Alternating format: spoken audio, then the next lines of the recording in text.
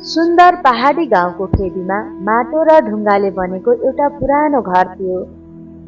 वरिपरि हरिया डाँडा काँडा, बिहान साँझ कुखुराको डाक र गाई भैँसीको घन्टीले त्यो गाउँ जीवन्त देखिन्थ्यो।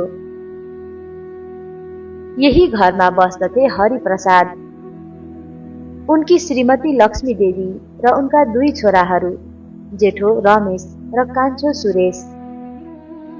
रमेशको विवाह भइसकेको थियो। उनकी श्रीमती थिइन् जेठानी सीता। केही वर्षपछि सुरेशको पनि विवाह भयो। उनकी श्रीमती बनिन् देउरानी माया। सीता पढे लेखेकी सहरिया सोच भएकी थिइन्। उनी आफूलाई सबैभन्दा बुद्धिमान ठान्थिन्।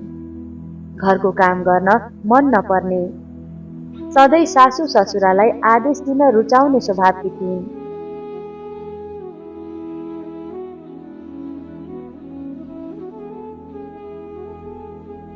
माया भने सानो गाउँबाट आएकी सरल, मेहनती र सबैलाई सम्मान गर्ने स्वभावकी थिइन्।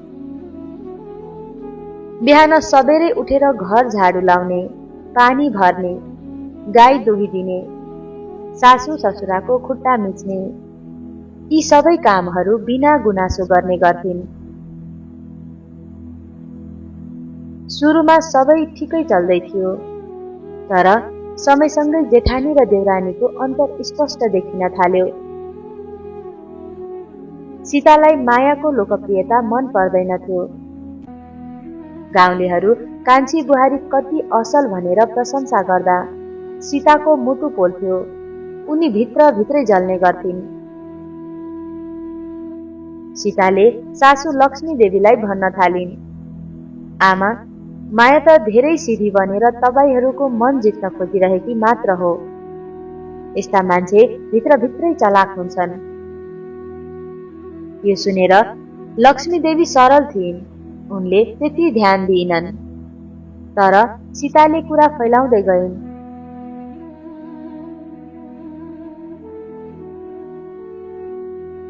एक दिन खेतबाट घर फर्किँदा लक्ष्मी देवीको खुट्टा चिप्लिएर लडिन् र उनको खुट्टामा चोट लाग्यो। माया रातभरि जागराम बसेर सेवा गर्थिन्। तर सीताले सबै गाउँमा भन्दै हिँडिन्, मायाले नै ढिलो गरिदिएको भए आज आमाको खुट्टा नै बिग्रिने थियो। गाउँमा हल्ला फैलियो। मायाको मन भारी भयो, तर पनि उनले केही बोलिनन्।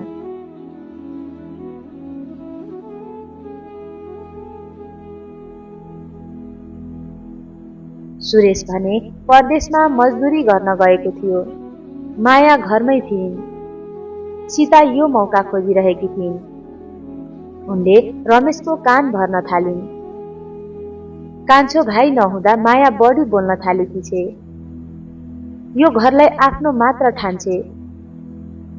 रमेश सोझो थियो, त्यसैले उसले आफ्नी पत्नीको सबै कुरा पत्यायो। एक दिन घरको सबै पैसा हरायो। सीताले सिधै मायामाथि आरोप लगाइन्। यसैले लिएको हो, नत्र कसले लिन्छ र? लक्ष्मी देवी र हरिप्रसाद स्तब्ध भए। माया रोइरहिन् र कसम पनि खाइन्, तर उसको कुरा कसैले विश्वास गरेनन्। त्यो रात मायाको भान्सामा रोएरै बित्यो। केही दिनपछि सुरेश विदेशबाट घर फर्कियो। उसले घरको वातावरण बदलिएको महसुस गर्यो। माया दुब्लाइ, आँखामा आँसु र मलिन अनुहार लिएर बसिरहेकी थिइन्। सुरेशले उसलाई सोध्यो, तर पनि मायाले केही बोलिनन्। त्यसैबीच हरिप्रसाद बिरामी परे। उपचारका लागि पैसा चाहिएको थियो। सबैले आफ्नो आफ्नो कुरा गरे, तर सीताले भनिन्, कान्छोले त विदेशमा कमाएर आएको होला, उसैले खर्च गर्नुपर्छ। यो कुरा सुनेर सुरेशले केही नबोली पैसा झिक्यो। अस्पतालमा हरिप्रसादले सबै सुन्दै आएका थिए। उनलाई छोरा बुहारी बीचको भेदभाव थाहा भइसकेको थियो। एक रात उनले लक्ष्मी देवीलाई भने, हाम्रो घर बिग्रिँदैछ, सत्य बाहिर ल्याउनै पर्छ। अर्को दिन गाउँका अगाडि सबैलाई बोलाइयो। हरिप्रसादले हराएको पैसाको कुरा उठाए।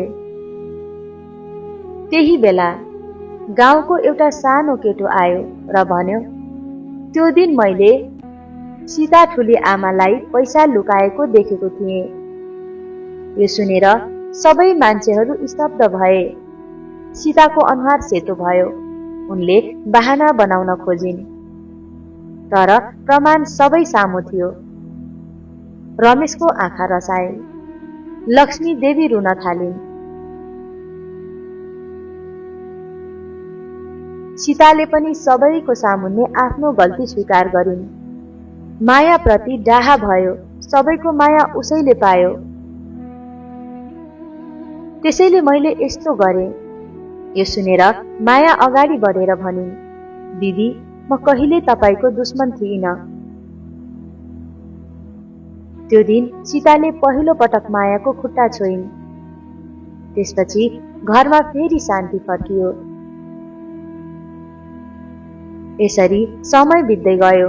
सीता परिवर्तन भइन्। माया र सीता दिदी बहिनी जस्तै भएर बस्न थाले। गाउँमा उदाहरण बने। देउरानी जेठानी मिल्दा घर त स्वर्ग नै बन्दो रहेछ। हरिप्रसादले अन्तिम सास लिँदा भनेका शब्द आज पनि सबैको कानमा गुन्जिन्छन्। सम्पत्ति होइन, सम्बन्ध बचाउनु सबैभन्दा ठूलो धर्म हो।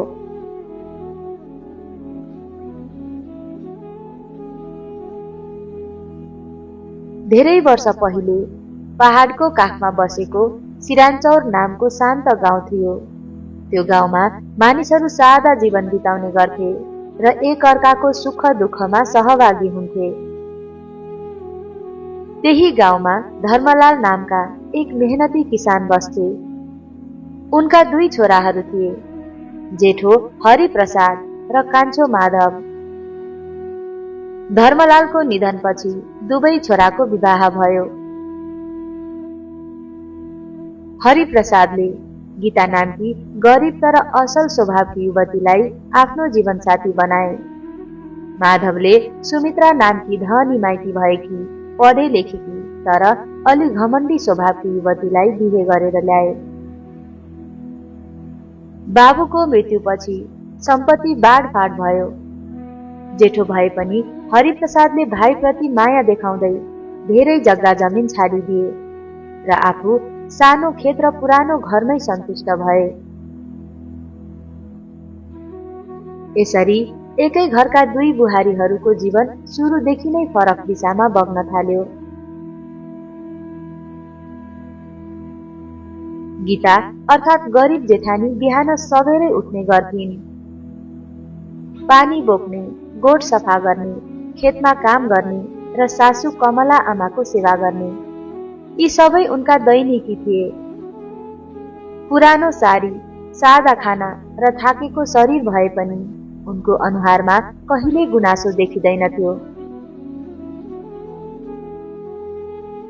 उता देउरानी सुमित्रा भने ढिला उठ्ने गर्थिन्, सुनका गरगहना लगाएर हिँड्थिन् र आफूलाई अरूभन्दा माथि खान्थिन्। उनलाई जेठानीको गरिबी देखेर दया होइन, खुसी लाग्थ्यो।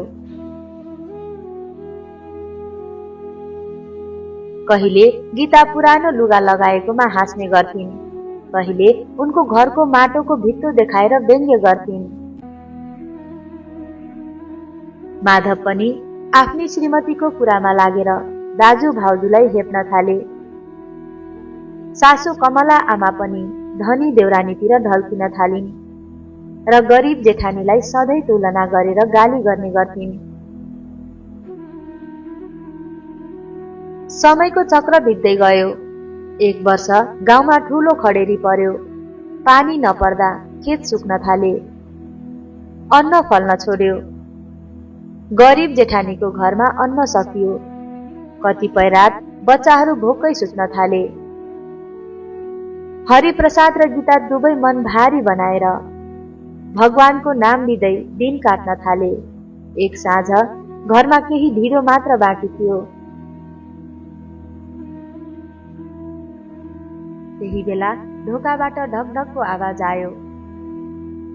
बाहिर एक थाकेको भोकाएको बुढो साधु उभिएका थिए। उनले दयालु स्वरमा एक छाक खाना मागे।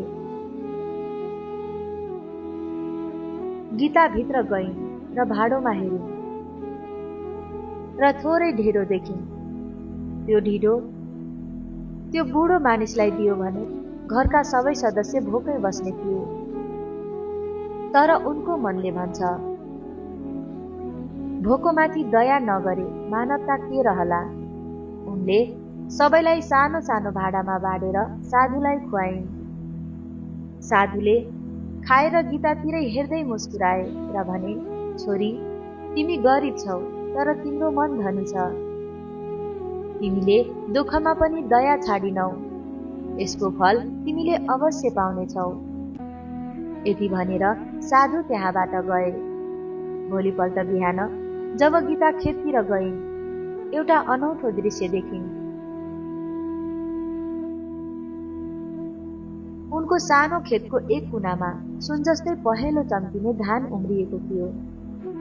त्यो धान सामान्य भन्दा फरक थियो। हेर्दा नै चमत्कारी लाग्ने। केही दिनमै त्यो धानले भरिएर खेत सुनौलो भयो। गाउँलेहरू अचम्म मान्न थाले। गरिब जेठानीको घरमा अन्न प्रशस्त हुन थाल्यो। यो कुरा देउरानी सुमित्राले पनि देखिन्। उनको मनमा दया होइन, लोभ पलायो। यदि त्यस्तो साधु फेरि आए भने म पनि खाना खुवाउँछु। त्यसपछि अझ धेरै धन पाउँछु भनेर उनी साधुको प्रतीक्षा गर्न थालिन्। केही दिनपछि साधु फेरि गाउँ आए। सुमित्राले उनलाई बोलाइन्, तर मनमा हिसाब राखेर थोरै रुखो खाना दिइन्। बाहिरबाट सम्मान देखाए पनि भित्र दया थिएन। साधुले केही नबोली खाना खाए र चुपचाप त्यहाँबाट हिँडे। त्यसपछि देउरानीको खेतमा धान फल्ने त परेको कुरा, काँडा र झार मात्रै उम्रिन थाल्यो। गाईबस्तु बिरामी पर्न थाले। धन बिस्तारै नष्ट हुन थाल्यो। समयसँगै गाउँलेहरूको नजर बदलिन थाल्यो। जसलाई पहिले गरिब भनेर हेप्ने गर्थे, आज उसैलाई सम्मान गर्न थाले। सासु कमला आमालाई पनि आफ्नै गल्ती महसुस भयो।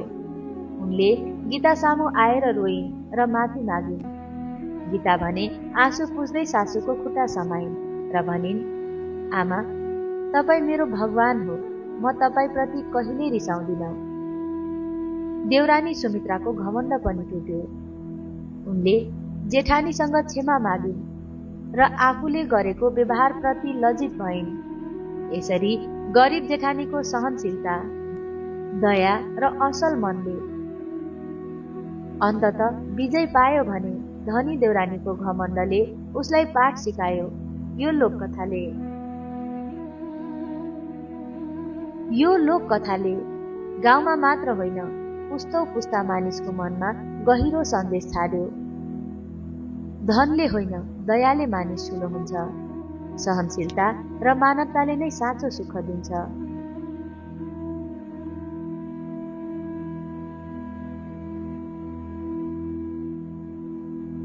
एक घना जंगलको बीचमा एउटा सानो कच्ची झुपडी थियो, जसमा रामु नामको एक दाउरे आफ्नो छोरो जितुसँग बस्ने गर्थ्यो।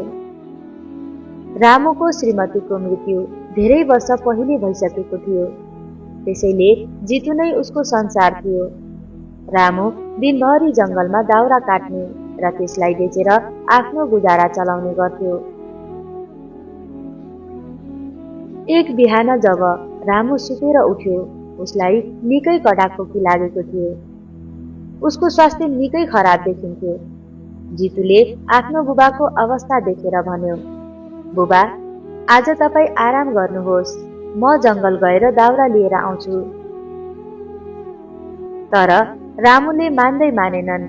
किनभने जितु अझै सानो थियो र जङ्गलमा हिंसक जनावरहरू र अप्ठ्यारो बाटोको डर थियो।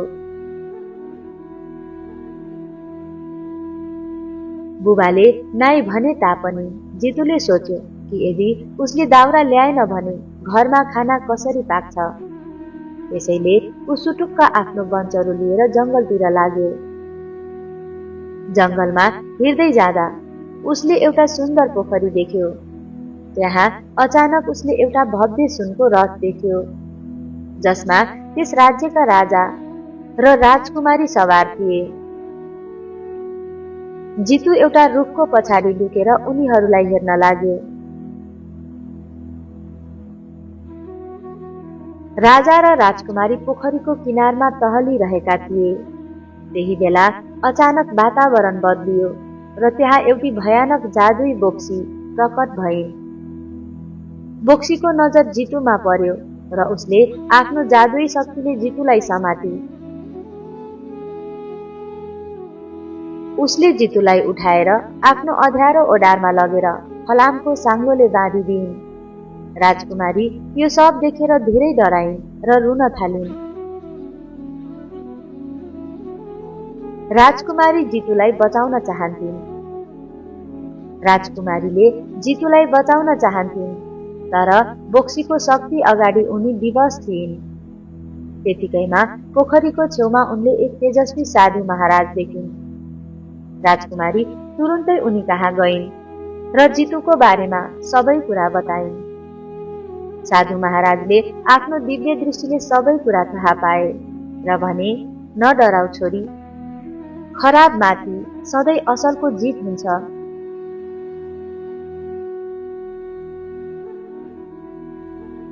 साधु महाराज राजकुमारीसँगै बोक्सीको ओडारमा पुगे।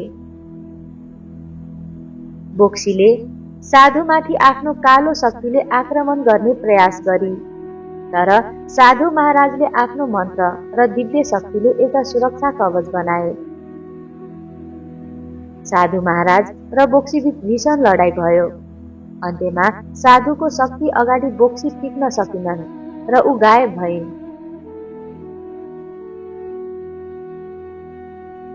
बोक्सीको अन्त्य हुने बित्तिकै जितुको साङ्लो टुट्यो र ऊ स्वतन्त्र भयो। राजा र राजकुमारी जितुको हिम्मत देखेर धेरै प्रसन्न भए। उनीहरूले जितुलाई धेरै इनाम र धन दिए। जितु खुसी हुँदै आफ्नो घर फर्कियो र त्यो पैसाले आफ्नो बुबाको उपचार गरायो। अब रामु र जितु खुसी साथ आफ्नो झुपडीमा बस्न थाले।